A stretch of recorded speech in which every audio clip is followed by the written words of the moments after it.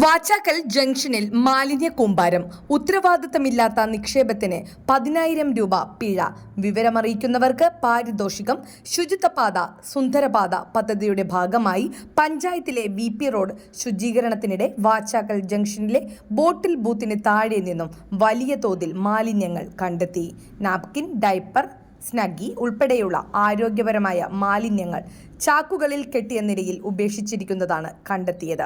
ഇത്തരത്തിലുള്ള മാലിന്യങ്ങൾ പ്ലാസ്റ്റിക് നിക്ഷേപത്തിനായി ഒരുക്കിയിട്ടുള്ള ബിന്നുകളിലും ഉപേക്ഷിക്കുന്ന പ്രവണതയും ശ്രദ്ധയിൽപ്പെട്ടതായി പഞ്ചായത്ത് അധികൃതർ അറിയിച്ചു.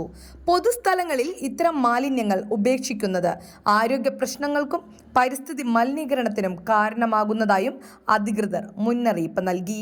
ഇത്തരം പ്രവർത്തനങ്ങൾ ഇനിയും അനുവദിക്കില്ലെന്നും നിയമലംഘനം നടത്തുന്നവർക്കെതിരെ കടുത്ത നടപടി സ്വീകരിക്കുമെന്നും പഞ്ചായത്ത് അറിയിച്ചു. മാലിന്യം അനധികൃതമായി നിക്ഷേപിക്കുന്നവർ പിടിക്കപ്പെട്ടാൽ 10,000 രൂപ പിഴ ഈടാക്കുന്നതാണ്. അതേസമയം ഇത്തരം പ്രവൃത്തികൾ ഫോട്ടോയെടുത്ത് പഞ്ചായത്തിൽ അറിയിക്കുന്നവർക്ക് 2,500 രൂപ പാരിതോഷികവും നൽകുമെന്ന് അധികൃതർ അറിയിച്ചു.